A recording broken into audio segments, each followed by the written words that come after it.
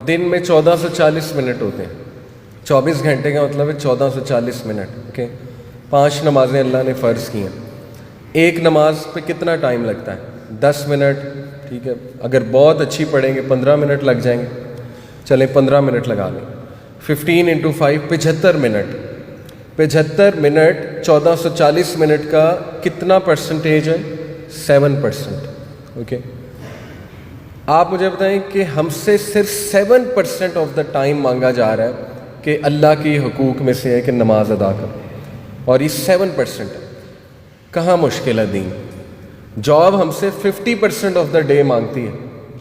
ठीक है ना, आप जब कल को कोई जॉब करेंगे 12 घंटे 11 घंटे कहीं नहीं गए, उसमें ट्रैवल टाइम भी है 8 घंटे या 9 घंटे तो स्ट्रेट जॉब के हैं, वो हमें मुश्किल नहीं लगती, और हम कहते हैं कि दीन इस्लाम बहुत मुश्किल है, जबकि वो सिर्फ 7% ऑफ द डे अल्लाह सुब्हानहू व तआला कह रहे हैं कि हय्या अलल फलाह, मौज़िन अज़ान देता है ना कि आओ फलाह की तरफ आओगे।